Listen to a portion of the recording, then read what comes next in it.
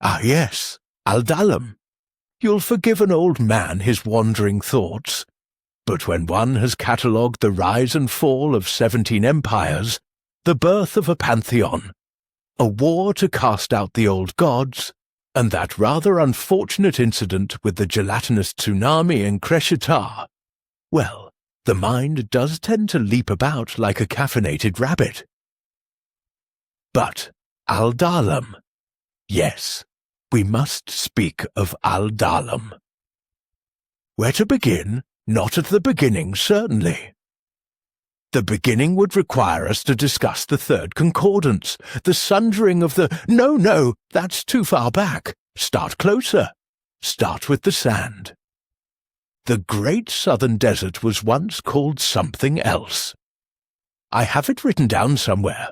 3 names, actually, depending on which tribal confederation you asked, and whether they were speaking to you before or after the summer monsoons. But that doesn't matter now. What matters is what it became. The 7 who would not die. They were scholars first. That's important to understand. The 7? Yes, there are 7 of them.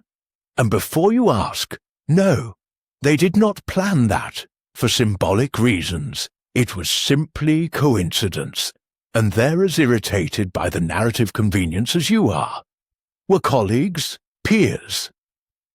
They studied at the Grand Academy of Eshiram, back when Eshiram still had an academy and wasn't, well, the empty crater it is now. Their names— Wait, I should tell you their names properly, shouldn't I?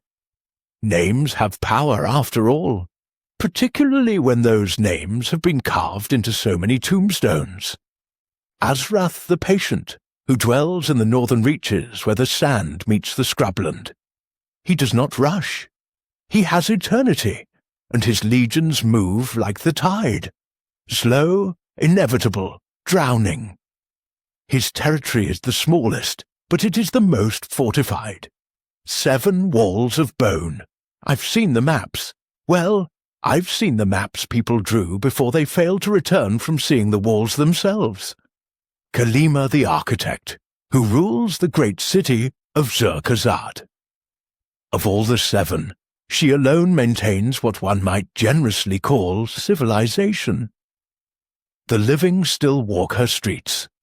They pay taxes. They attend markets. They simply do so alongside the dead, who outnumber them 8-1. I'm told the sanitation is excellent. When your labourers don't need to eat, sleep or complain, urban planning becomes remarkably efficient. Mesra the Collector, whose domain sprawls across the eastern reaches. He's the one you need to worry about if you're a scholar, an artist, or anyone who ever wrote something down. Mesra doesn't just raise the dead, he preserves them. He believes that knowledge should not die with the body, and so he binds souls to their corpses specifically to retain their expertise. His libraries are said to contain the wisdom of 10,000 generations. They are also staffed entirely by the screaming dead, who would very much like to stop cataloguing. Tamir the Whisperer, who holds the western coast and the port city of Shalnazar. Tamir doesn't command armies. He doesn't need to. He speaks to the dead, and they answer. Not the raised dead, the buried dead. The ones resting in graves who think themselves beyond reach. He whispers through the sand, through the stones, through the cracks in mausoleums, and when he calls, they rise. His territory is smaller than the others, but no graveyard in the south is truly outside his reach. Veshara, the Red Queen, whose court sits in the heart of the Sunfire Wastes, where the temperature regularly exceeds human tolerance, and whose armies march through heat that would kill the living within hours. She is, by all accounts, utterly mad, but she's mad in the way that a wildfire is mad, devastating, beautiful, and utterly without mercy. Her undead burn, not metaphorically. The forsaken literally burn, wreathed in flames that do not consume them. And they spread across the dunes like wildfire, given skeletal form. Nazir the Silent, who rules the southern desolation, and about whom I know the least, which bothers me considerably. Nazir does not speak. Nazir does not issue proclamations. Nazir's undead do not march in formation or maintain borders. They simply are. Travellers report entering his territory and finding themselves walking through crowds of the standing dead who do not move, do not turn, do not acknowledge the living. They just stand, waiting, for what I cannot say. And finally, Drethys the Builder, whose domain covers the central plateau, and who concerns himself primarily with construction. Vast necropolises rise from the desert floor under his direction, monuments, ziggurats, entire cities built by tireless hands that require no rest, no food, no wages. He is building something enormous. I don't know what. No one does. But the dead have been constructing it for 70 years, and it still isn't finished. These are the Necromancer Kings, or the Undying Lords, or the 7 who stole tomorrow. The titles vary depending on which resistance cell you're speaking to, what they believe, or what they claim to believe. Here's the philosophically sticky bit, and I need you to pay attention because this is where most people get it wrong. The 7 do not see themselves as villains. I know. They've turned half a continent into a mass grave with delusions of civic duty. But you must understand their perspective, warped as it is, because it explains everything about why Dhalam is the way it is. They believe death is the great tragedy of existence. They believe that every time a person dies, the world loses irreplaceable knowledge, skill, love, wisdom. They believe that mortality is not natural law, but rather a solvable problem, and they have solved it. In their view, the Silent Legions are not slaves. They are preserved. They are not suffering. They are beyond suffering, beyond pain, beyond loss. The 7 truly, genuinely believe they have created a utopia. Now, as someone who has interviewed exactly 3 awakened dead and read the testimonies of 40 more, I can tell you with absolute certainty that this belief is, how do I put this academically? Horseshit! But the 7 believe it, and that makes them far more dangerous than simple tyrants. Tyrants can be reasoned with, overthrown, or at least understood within a framework of self-interest. The 7 cannot. They are ideologues. They have conquered death and declared victory over suffering itself, and they will not be convinced otherwise. After all, how do you argue with someone who has already achieved what they consider to be paradise? The Silent Legions. Let me be clear about what these are. They are not zombies shambling about, mindless and rotting. The 7's necromancy is far more sophisticated than that. The bodies are preserved, mummified, treated, maintained. They do not decay. They do not hunger in the traditional sense. They move with eerie precision, following orders exactly as given, but they remember nothing. That's the cruelty of it. The spells that bind them strip away identity, personality, memory. A Silent Legion soldier was once a merchant, a parent, a musician, a person who laughed at jokes and loved someone and had opinions about the proper way to prepare lamb. All of that is gone. Not destroyed, suppressed, buried under layers of necromantic bindings so deep that the soul cannot surface. And here's the part that haunts me. The soul is still there. It's not gone. It's not destroyed. It's trapped inside a body that no longer recognizes it, following commands from a mind that isn't its own, and it cannot scream because it has no voice. The silent legions are not corpses. They are prisons, the sons of the desert. Which brings us, finally, thank the gods I can hear you thinking it, to the Shartome. They did not start as warriors. That's important. They started as monks, philosophers, practitioners of an old discipline, focused on breath and intention. The second breath, they call it. The breath that doesn't serve the body, but steadies the soul. When the seven began raising their legions, most kingdoms responded with armies. Swords, fire, siege engines, standard military doctrine, destroy the enemy. But the Shartome saw the problem differently. You cannot defeat the silent legions by destroying them. Every body you shatter was once a person. Every skull you crush belonged to someone's child. The dead are not the enemy. They are the victims. So the Shartome learned to fight differently. They developed techniques, strikes, holds, pressure points, not designed to destroy undead, but to disrupt the necromantic bindings holding them. They learned to fight with precision, patience, and most importantly, intent. That second breath, the one that steadies the soul. They learned to weaponize it, not to kill, to free. When a Shartome places their hand on the chest of one of the silent legions and breathes, truly breathes with intention, the bindings crack.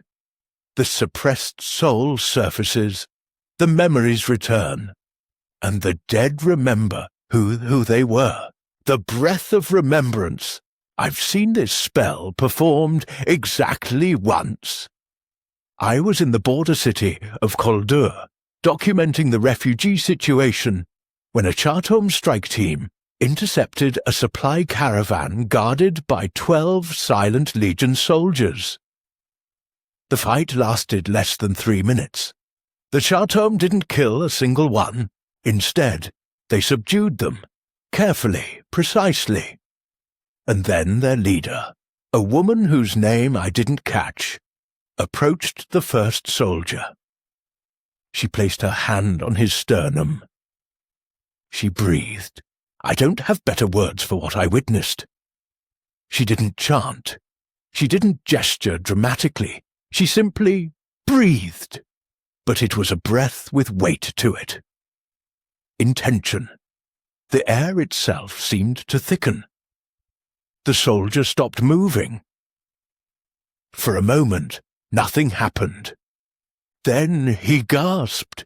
Not for air. The dead don't breathe, but the way a drowning man gasps when he finally surfaces. His head turned slowly, and his eyes, gods, his eyes, they focused, truly focused. He looked down at his hands, at his desiccated body, at the spear he'd been holding. Then he dropped it and fell to his knees and wept. The Shartome didn't touch him, didn't speak. She just stepped back and waited. I learned later that the soldier had been a baker, a father of 3. He'd been dead for 16 years, and remembered every order he'd carried out in that time, while unable to stop himself. He asked the Shartome to kill him properly. She refused. She told him, and I wrote this down, word for word, "You have already been killed once without your permission. I will not do it again. What you do now is your choice." He left. I don't know where he went. But I think about that moment constantly. The war that isn't a war. Here's what you need to understand about Dhalam, and why it's so damnably complicated. This is not a traditional conflict. The Seven are not expanding aggressively. They're not trying to conquer the world. They are, in their deeply deranged way, content with their territories. They maintain their borders. They raise their dead. They build their cities of silence. It's everyone else who has a problem with it. And the Chartome, they're not trying to overthrow the Seven. They can't. The Seven are functionally immortal, command armies that number in the hundreds of thousands, and control territory the size of small kingdoms. The Chartome are trying to save people. One soul at a time. They intercept caravans of newly raised dead. They infiltrate the necropolises and awaken who they can. They smuggle refugees out of territories where the living are recruited into the silent legions upon death. They fight not to win, but to preserve. And here's the tragic brilliance of it. Every undead they awaken is a choice. The awakened dead are not automatically allies. They are not soldiers in a rebellion. They are people who have been given back their autonomy, and what they do with it is up to them. Some join the Chartome. Some flee into the desert and try to find peace. Some go mad from the memories of what they were forced to do. And some choose to return to the Seven service voluntarily, because at least in undeath they don't feel hunger, pain, or fear. That's the part that keeps me up at night. The idea that someone could be freed, could remember everything, and still choose to go back. Why this matters to you. If you are reading this, you are likely considering the path of the Chartome. Or perhaps you are simply trying to understand the political landscape of the southern reaches.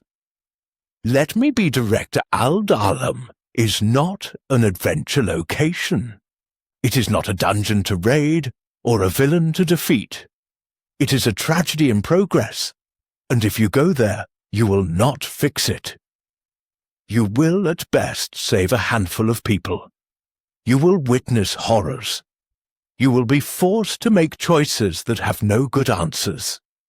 You will meet the awakened dead, and some of them will thank you. And some will beg you to let them forget again. The Chartome walk this path anyway. Not because they believe they will win, but because someone must remember that the dead were once people, and people deserve to be more than tools. I need to stop writing. My hand is cramping, and I have 16 other projects demanding attention. There's a situation developing in the Frost March that involves a sentient glacier, and I really should. But before I go, one last thing. If you do travel to Dhalam, if you do encounter the silent legions, I ask one thing of you. Remember their faces, even if they can't. Hildebrant the Wise, writing by candlelight in the Archive of Sorrows. On Orday the 6th day of Recoltis in the Concordance of the Dawn, 4th Age, 5th Cycle, Year of the Serpent by the Common Reckoning, while simultaneously trying to remember if I fed my cat this morning or if that was yesterday. And also, I'm fairly certain I left a kettle on somewhere. The Parable of the Two Breaths. A young initiate once approached his master in the desert monastery. "Teacher," he said, "I strike as you taught me." I hold my stance. I speak the incantations. Yet my blows land weakly. My spells falter. What am I lacking? The master said nothing. He simply gestured for the student to follow him into the dunes. They walked until the monastery was a memory behind them, and the sky stretched wide and empty. There the master stopped. "Breathe," he said. The student breathed. Again the master said, "Breathe." The student did so, confused. The master pointed at him. "You breathe to live," he said. "That is the first breath." Every creature takes it. Even the dead mock it." He then placed his hand upon his own chest. "But the second breath," he said, "is the one you have never noticed. The breath that does not serve the lungs, but the spine. The breath that does not cool the body, but steadies the mind." The desert wind was silent. "When you strike with only the first breath, you strike with bone and muscle alone. You will forever fear those stronger." The master stepped forward. He lifted one foot. He placed it in the sand. "When you strike with the second breath, you strike with your intent. Your intent has no weight, but it has direction." The student frowned. "I do not understand." The master pointed to the horizon where sky met sand. "That line is not real," he said, "but every traveler walks toward it." "Understand?" The student bowed his head. "I think, yes." The body breathes, but the self must also breathe. The master smiled. "Good. Now we can begin. I remember the taste of rain, as told by an awakened dead. I do not remember my name. The kings took that first. Names make the soul heavy. They prefer their servants light. But I remember rain, not the storming kind that claws at windows. Number, the spring rain, soft. The kind that gathers on leaves like pearls, so clear you can see your own face in them. I remember standing outside when I was very young, letting the rain touch my palms. I do not remember the house behind me, or the voice that called me in, but I remember the way the earth smelled like forgiveness. When the kings took me, I forgot that scent for a very long time. The dead do not breathe, we do not hunger, we do not sleep, we do not need the world. And what one does not need, one forgets. I served, I walked in armies without heartbeat or thought. I was a blade with no hand to claim it. I killed and did not remember who fell. I walked and did not remember where the road began. But one day the wind carried dust across my face, and the dust was wet, just a little, just enough, and something in me stopped. I do not have words for what returned. But I remembered rain. I remembered the world could touch me. And suddenly, the chains were not enough to hold my mind together. That is what awakening feels like. Not light, not revelation, but the pain of realizing what you lost. The dead do not weep, the body cannot, but the memory can. And that hurts enough to break bone if bone still mattered. I do not know what I am now. Not living, not wholly dead. Just something that remembers the taste of rain. And I walk because I must. Because somewhere in the desert there is a place where rain still falls, and I would like to stand in it one more time, before I forget again.